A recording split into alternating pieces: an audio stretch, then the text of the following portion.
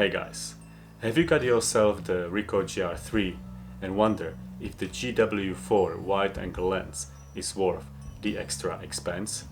Ricoh made a new version of their wide-angle adapter, which is different from the GW3 adapter made for GR1 and 2, and because I was very happy with the previous version, I did not hesitate and got myself the new GW4. So today I'm going to tell you what I think about it, how it compares to GW3 and if it makes sense to buy and carry around. So watch until the end because it may help you to find out if this piece of glass is the right addition to your GR3. And if you are new here, my name is Petr Gardian and I am an enthusiastic photographer interested in all kinds of photography gear. And on this channel, I am sharing with you my experience with cameras and lenses I have used, related tips and even an occasional travel story. So if you are new here, consider subscribing. But what about this substantial piece of glass? Does it make sense? Or does the GR3 work better without it? Those are two really good questions, but before I start answering them, let's have a look at the GW4 wide-angle lens in detail. You can get this lens, or adapter, however you want to call it, for around $200. The Ricoh list price is almost $250, but I've seen it for just under $180 on Amazon, of all places. You can check the link below in the description if that is still the case. For this amount, you will get the lens with a front and rear cap and a weird looking rubber lens hood. The lens hood looks exactly the same as the one I got with the GW3 wide-angle adapter for my late GR2, and all of this comes in a fabric pouch with a padded bottom. But it is actually not enough because you also need the Ricoh GA1 adapter to be able to mount the conversion lens on your camera. This is just a thin plastic ring that comes with a cap at its bottom, and for what it is, it looks expensive. I mean, I haven't been able to find it for less than $35, so I immediately started looking for an aftermarket solution, and yes, you can get a ring that's made from sturdier materials and will hold your GW4 wide-angle lens well enough on your GR3. But that would be a mistake because the original GA1 adapter from Ricoh contains two important features. First, there are contacts that tell the camera the adapter is on, and the second is a mechanical lever that tells the adapter and the camera that you just screwed on the wide-angle lens. You can tell it works and that your GR3 knows about the lens by seeing the note wide in the top right corner of the camera LCD screen.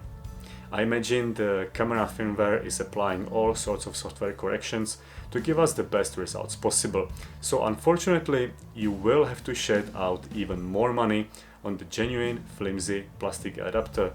There is no way around it. Or is there? Let me know in the comments below if you have tried a different solution. I'm always happy to learn. Now, let's talk about picture quality.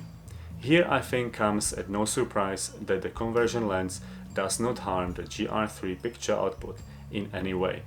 You will get the same perceived sharpness, clarity and depth of field, but now in 200mm equivalent focal length.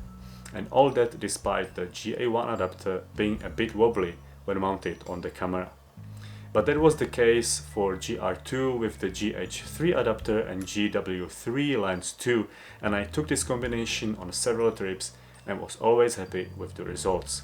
The take sharp pictures, Ricoh colors and good portability were the reasons I went for the same combo with the GR3 and can't wait to take you with me on more trips in future.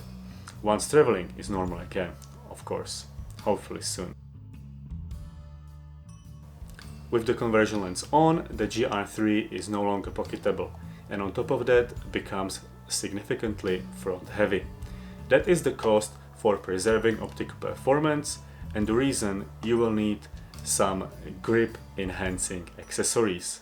My led GR2 used to sit in a half case with a neck strap, and so I could easily carry it on my hikes even with the big and heavy conversion lens mounted on. The GR3 would do nicely with this combination too, if only Ricoh would make a GR3 version of the GC6 half case. So this time I may add at least a thumb grip, which will be helpful for not just overall handling, but also for low angle shots, especially since the GR3 is even smaller than its predecessor. Last but not least, it's good to know that we have a source of affordable and quality made replacement lens rings, because chances are it will get lost, as it has to be removed to allow for the lens adapter to be mounted on the camera. If you don't know what I'm talking about, check out my video about GR3 accessories or click on the direct link down in the description. So here we have it, the 21mm conversion lens for Ricoh GR3. I have found it useful to have before, and I will keep using it in future. It may not be for every day, but when used it always delivers. Now, if only Ricoh made a 50mm equivalent lens, or at least a version of GT1, the 40mm conversion lens they made for GR Digital. But something tells me we will have to be satisfied with the already existing wide angle.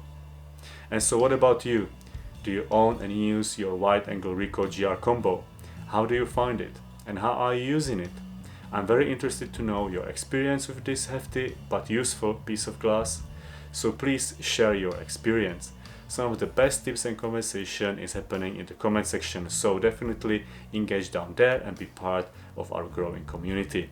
Thank you so much for watching. Definitely don't forget to subscribe to this channel if you appreciate it. Like the video and let me know about future videos you might want to see. And remember, there are show notes in the description. Have a nice day, and I will see you with the next one.